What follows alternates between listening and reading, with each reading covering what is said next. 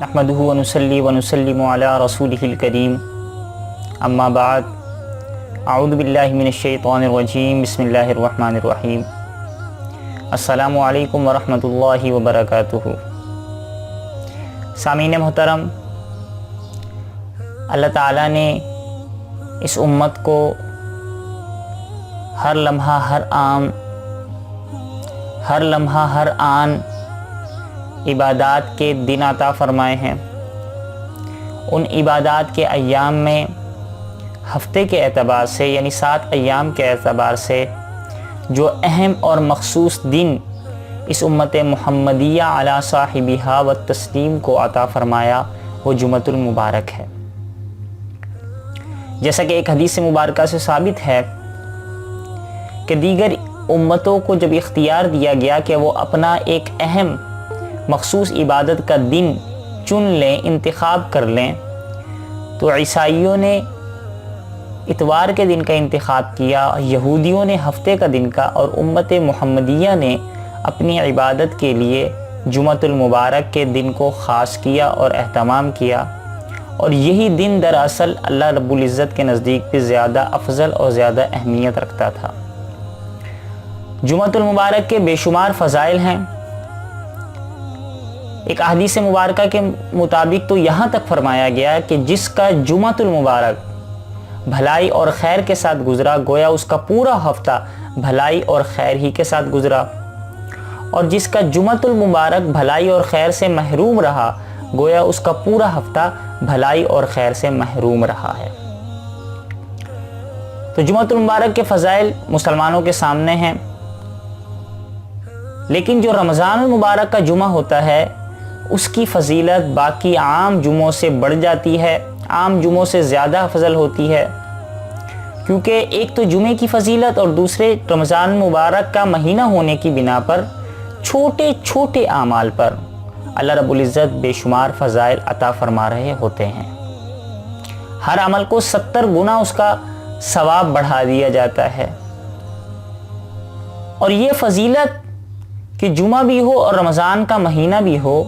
یہ رمضان المبارک میں تقریباً 4 یا 5 ہی مرتبہ نصیب ہوتی ہے۔ تو رمضان المبارک کا آخری جمعہ جسے جمعۃ المبارک جسے جمعۃ الوداع کہا جاتا ہے، وہ گویا ایک ایسا اہم دن ہے جو اس پورے سال میں دوبارہ نصیب نہیں ہوتا، کہ وہ دن جس میں جمعہ بھی ہو اور رمضان بھی ہو، جمعۃ الوداع اس فضیلت کے اعتبار سے اس سال میں وہ آخری لمحہ اور آخری دن ہوا کرتا ہے، گویا اس سال کا وہ آخری چانس ہوا کرتا ہے کہ جس سال جمعۃ الوداع ہو اور رمضان المبارک کا مہینہ اور جمعہ ہو، دوبارہ اس سال وہ نصیب نہیں ہوتا۔ جس کی زندگی کے لمحات باقی ہوں، جس کو آئندہ سال میسر آ جائے تو میسر آ جائے، ورنہ اس سال کے اعتبار سے وہ آخری دن ہوتا ہے کہ جب جمعہ بھی ہو اور رمضان المبارک بھی ہو، اور اس جمعے کو جمعۃ الوداع کہا جاتا ہے۔ اور اس کی فضیلت، اس کی اہمیت کی بنیادی چیز یہی ہے جو آپ حضرات کے سامنے ذکر کر دی، کہ 2 افضل چیزیں یا 2 افضل لمحات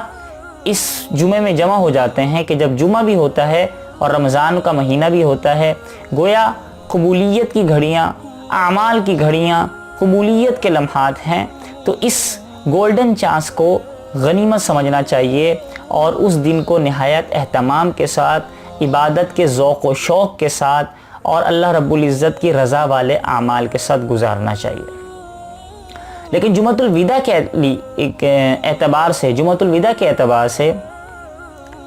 کچھ ہمارے ہاں غلط فہمیاں ہیں، کچھ ایسی باتیں مشہور ہیں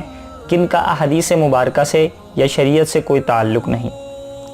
جیسا کہ بعض لوگ یہ سمجھتے ہیں کہ جمعۃ الوداع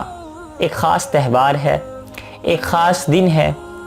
یا اس کی کوئی خاص عبادت ہے، ایسی کوئی بات نہیں۔ جیسا کہ بعض لوگوں نے اس دن میں ایک عبادت مقرر فرما لی کہ بھئی 4 رکعت کو اس طریقے سے ادا کیا جائے، یہ صورتیں اس میں پڑھی جائیں تو وہ 4 رکعت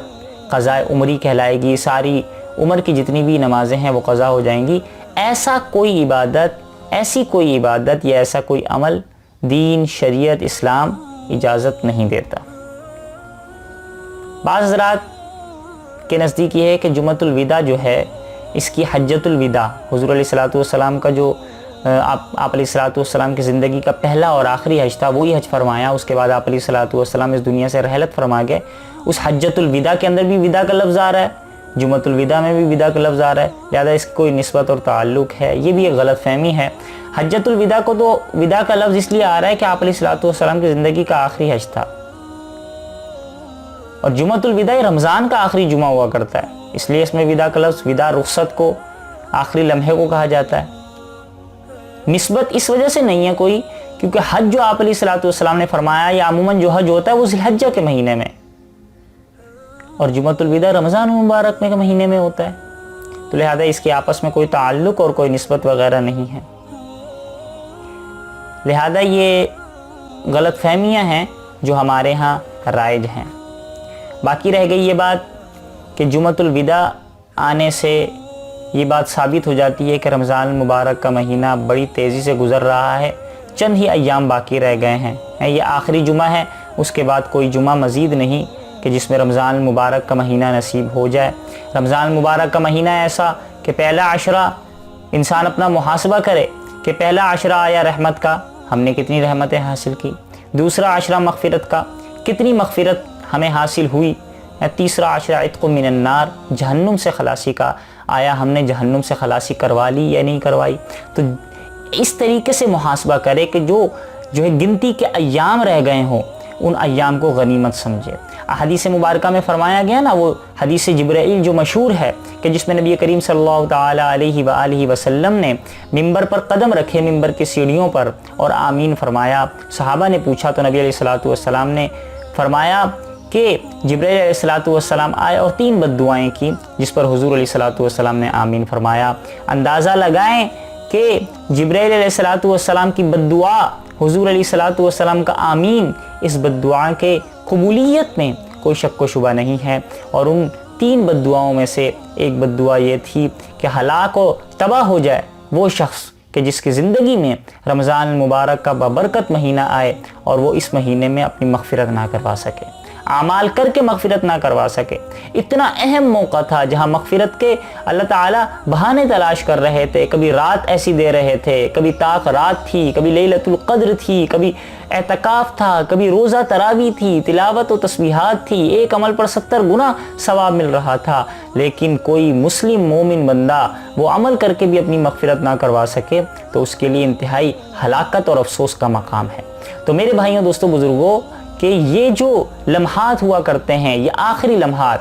کہ جیسا کہ حدیث مبارکہ میں ارشاد فرمایا کہ انما الاعمال بالخواتیم، اعمال کا دار و مدار خاتمے پر ہوا کرتا ہے۔ انسان کی پوری زندگی نیک اعمال کے ساتھ گزری، لیکن آخری خاتمہ موت کے وقت اس سے کوئی سنگین گناہ ہو گیا، کوئی کفر کا معاملہ ہو گیا تو ساری زندگی کے اعمال ضائع۔ اور اگر ساری زندگی گناہوں میں گزری تھی لیکن آخری وقت میں اس نے اسلام قبول کر لیا، آخری وقت میں وہ اعمال پر لگ گیا تو ساری زندگی اس کی نیکوکاروں والی ہو جائے گی۔ یہ آخری لمحات رمضان المبارک کے، ہم ان آخری لمحات کو فضولیات میں ضائع نہ کریں، ہم ان آخری لمحات کو غنیمت جانیں۔ یہ جمعۃ الوداع ہمیں خطاب کرتا ہے، ہمیں سبق دیتا ہے کہ ہم نے ان آخری لمحات کو غنیمت جاننا ہے اور ہم نے اللہ تعالیٰ کو راضی کرنے والے اعمال کرنے ہیں، عبادت کا اہتمام کرنا ہے۔ اللہ تعالیٰ ہمیں رمضان مبارک سے مکمل طور پر استفادہ کرنے کی، ان آخری لمحات میں زیادہ سے زیادہ عبادات کرنے کی توفیق مرحمت فرمائے۔ والسلام علیکم ورحمۃ اللہ وبرکاتہ۔